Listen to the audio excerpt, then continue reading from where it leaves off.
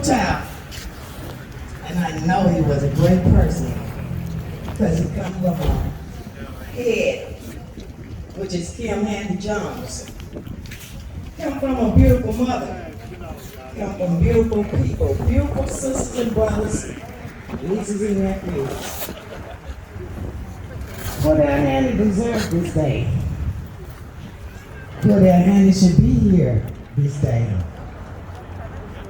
I look at this as a cross that Kim Handy Jones has chosen to carry with her as she do the work of the Lord. Kim Handy Jones has done much work for the Twin Cities. And not just the Twin Cities alone.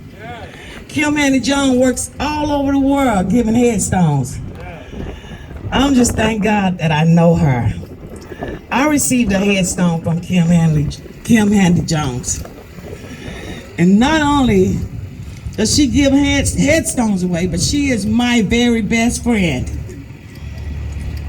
She's a wonderful person, and so was Cordale.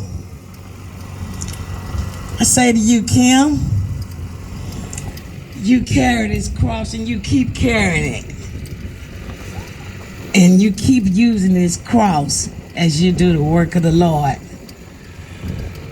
I'm proud of you, and I love you, and what you're doing. It's very, very huge. We here in Minnesota will always be thankful for you, Kim Handy Jones. We love you.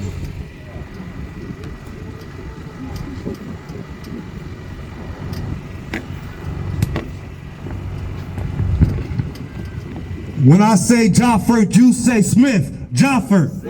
Jofford. Jofford. Jofford. Say his name. Say his name. Say his name. Say his name. Say his name. Say his name. So, we have one of the early organizers of Black Lives Matter Minnesota and Black Lives Matter St. Paul here. She's also lost a child to community violence, and she's a strong woman, and she's doing a lot of powerful work around healing. Miss Maria Perry, please come up and say a few words.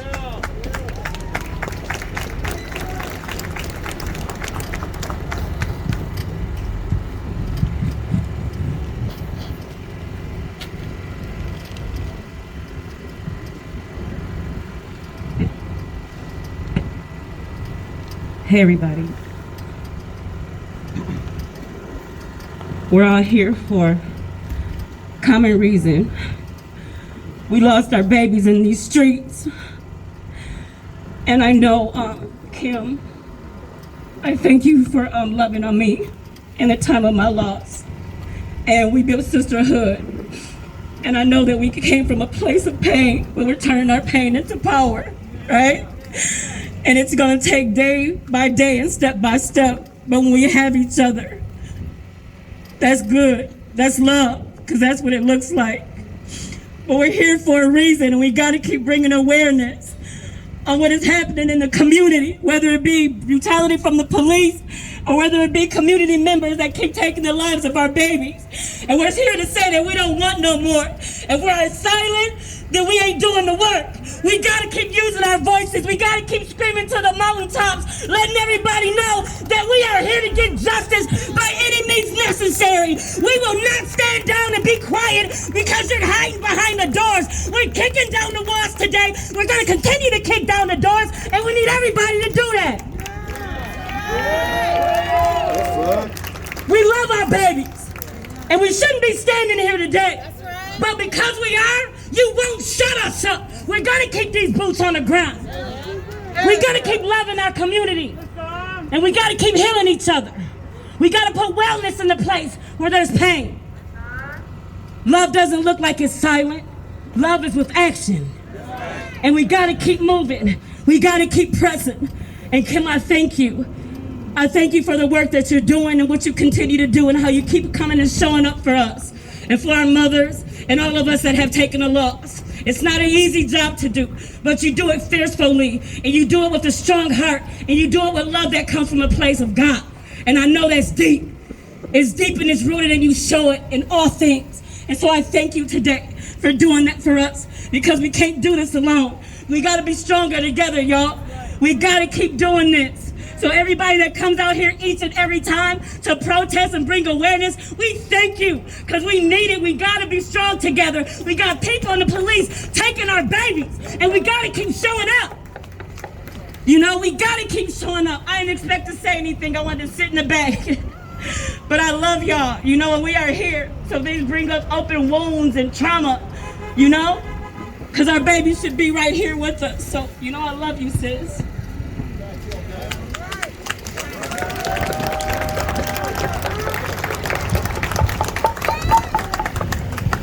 Hey, give her another round of applause to show some love for my sister. No doubt. Black lives! Black lives! Black lives! Black lives! Black lives! No doubt. So Tashira Galloway has started an organization called Families Helping Families. She's here. She's been putting in a lot of... My fault. I said it wrong. I apologize. Family supporting families against police violence, and she's been doing some great work, and she's here to talk to us about getting justice. Give Tashira a big round of applause.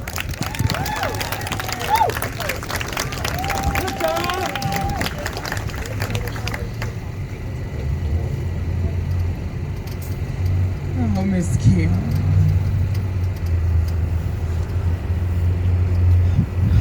When I wrote my story on Facebook about Justin, Miss Kim wrote in my inbox, and I didn't even realize she had written me before. And she reached out to me and she told me about Cordale. And her and Monique and Michelle Gross, I never forget how they have been an inspiration to me. How they, when you see me, it is those women behind me that spoke life into me. When I'm out here with my boots on the ground, when I'm out here fighting for all of our loved ones, it is these women that kept it real with me, that spoke life into me. Jess and Delshia, all of these women behind me, but Miss Kim, we stay up to 2, 3 in the morning, and she's speaking life into me, and I will never forget that. I will never forget how I was a 23-year-old girl that lost the protector to my home and the father to my child. And years later, God sent someone like Miss Kim to speak life into me when I was afraid to come forward with my story, because these people instilled fear into me. But Miss Kim said, you don't gotta be afraid. Come to Cordale's banquet and tell your story. Come with the rest of the mothers and tell your story. And I will never ever forget that. I will never forget her reaching her hand out to me. And I am able to be strong and to be out here because God sent the people that I prayed for. I prayed for these people. I prayed for someone like Miss Kim. And God brought that. God brought every last one of you that's out here today. We must continue to stand together. We must understand that we have one enemy in mind. And those are the people that stole our loved ones from each other. It's not one another. It is them who stole our loved ones from us. So So we must keep that in mind always, always as we fight. If we have a disagreement, let's have it and let's hug each other and tell each other we love each other no matter what. I love each and every one of you out here no matter what. No matter what. And we gotta mean that no matter what. Come on now. Because we fighting up against evil. That is the root of all of this. Evil. Come on, tell the truth. And so when you're fighting up against a force like this, we gotta stick together like never before. So with all of you, my boots is on the ground and I'm ready to go. I'm fired up and I'm ready to go against these people that stole our loved ones unjustly. I'm not backing down. I was scared and this woman told me you don't gotta be scared. And from this day forward, no more fear. That's right, Miss Delcia. Boots! Boots! Boots on the ground! We're here! We're here to shut the shit down! Boots! Boots! Boots on the ground! We're here! We're here to shut the shit down! Boots! Boots! Boots on the ground! We're here! We're here to shut the shit down! Boots! Boots! Boots on the ground! We're here! We're here to shut the shit down! Thank you, Miss Kim. Thank you for everything. All right, we got one more speaker, I believe, and then we're going to start March. Oh, okay.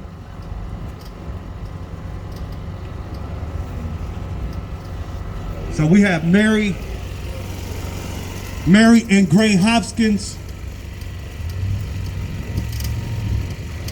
all the way from Baltimore. You dig? To St. Paul to tell their story. So as you know, police brutality is a nationwide problem, especially for black people. So we're gonna hear from that part. Good afternoon. Thank you all for being here. This is just one beautiful sight. I come here year after year to support my sister Kimberly Handy Jones. Can't hear me? Is it on? I come here every year. It is just amazing. It's just absolutely beautiful to see the support out here. But that's because she is one beautiful, beautiful woman. Today is not about my son, so I'm not here to share my story. This story is about Cordale Handy, and that's who we're here to talk about. But just briefly, I'll just share that I'm from Upper Marlboro, Maryland. It's right outside of Baltimore. And my son, Gary Hopkins Jr., was murdered by the police almost 22 years ago. So this is not anything new. We're continuing to see this issue plague us across this country. And we're going to continue to fight across this country because change is necessary. What they do is they show various stories, high-profile stories, but we know that over 1,000 people are murdered every single year across this country. And I often say, I add up the numbers. So that's 21,000 people since I've lost Gary. I met Kimberly Handy Jones just 16 days after she lost Cordale. I was attending an event in Chicago and I met her, and we've been glued to the hip ever since. I joined Kimberly Handy Jones organization, where I sit on the board with a beautiful group of women to give headstones to families who would otherwise be able to afford them. And Kimberly has touched the lives of so many mothers across this nation, helping them in their time of need. When you talk about strength, you look up the word strength, and Kimberly Handy Jones' picture should be right beside it. This is one powerful, one amazing, a woman of God, a woman of love, strength, courage, caring. That is who she is. And I will remain standing beside Kim every single day. I heard Tashira talking for hours. We talked hours and hours and hours on the phone, planning what are we going to do to make the necessary changes across this nation. Because again, it's not just an issue here in Minneapolis, St. Paul, Minnesota. It's an issue across the nation. My son wrote a college essay. One of his last college essays was "It Takes a Village." And I look across this street, can't even see beyond my eyes the people that are here. And that's exactly, people, what it's going to take to bring the change that is necessary to stop the brutality that is plaguing the communities, predominantly Black and brown, across this nation. So thank you all for being part of this village, because it will take a village in order for us to bring change. So Kimberly Handy Jones, you know I love you, sis.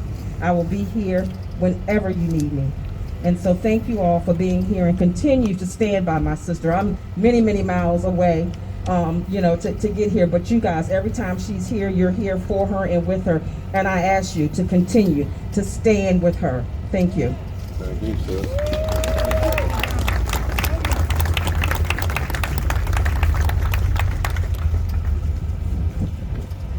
Native lives matter. Native lives Matter. Native lives Matter. Native lives Matter.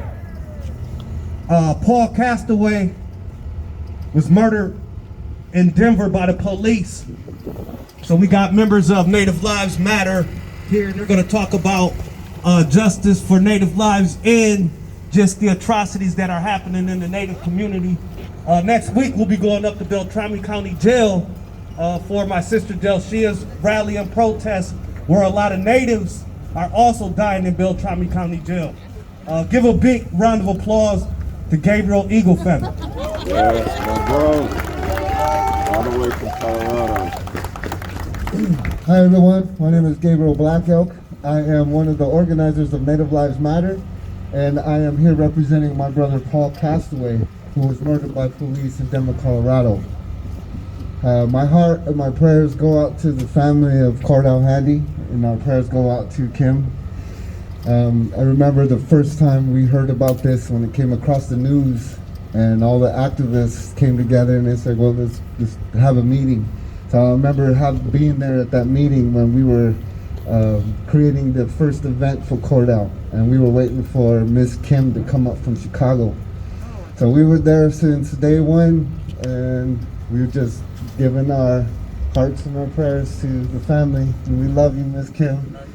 You know, Miss Kim, I'm one of the families that she got my brother a headstone. So yeah, so that right there, that made us feel good. And you know, Kim, we've always looked at Kim as an angel to us for helping us that way. So we just, you know, we're here in solidarity with the family. So thank you guys for letting me speak up here. Thank you. And before I go, I smell bitches! I smell bitches! I smell bitches! I smell bitches! I smell bitches! I smell bitches! I smell bitches! Thank you guys. Fuck 12. Thank you guys.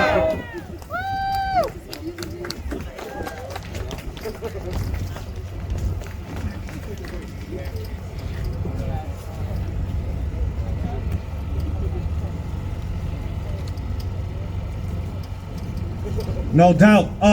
So yeah, we're about to get ready to disrupt commerce real quick, and then we have more speakers too here. So let's stick together. We're gonna move real quick, and we're gonna march real quick. That part. Black lives Matter. Black lives Matter. Black lives Matter. Black lives. Matter. So if we could open up some space right here, and then we could get behind the truck. And Behind the truck. we're gonna march and demand justice for Cordale Handy, Jofford Smith,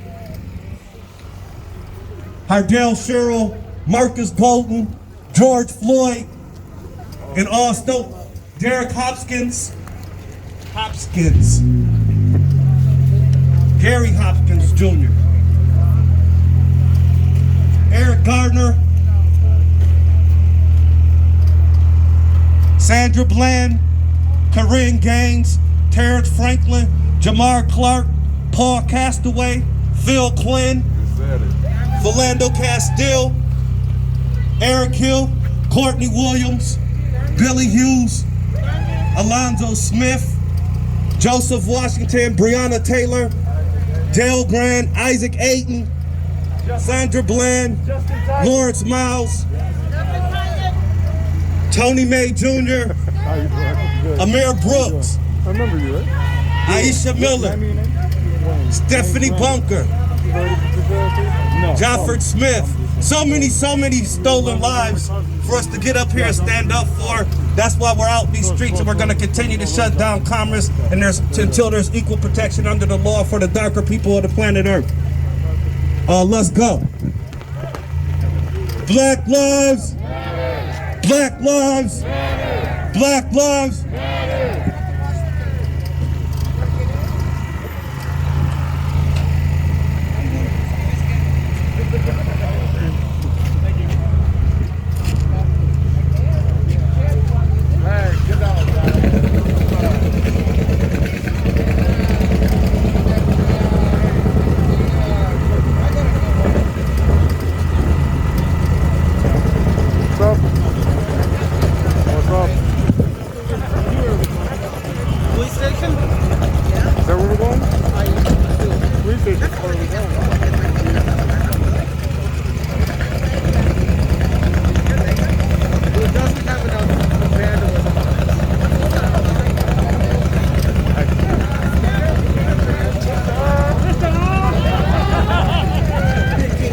You gotta stop stealing Roger's line. That's my line. I know. How many brothers gotta die? How many more times? How many more times? How many more marches? How many more signs? How many more lives? Black. How many more times? When I say black lives, you say matter. You're not Brandon, are you? Black lives. Black lives. Black lives. Black lives. Black lives. Black lives. Black lives. Black lives. Black lives.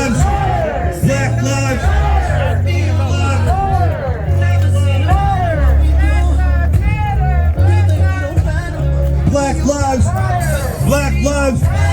Black lives. Black lives. Black lives.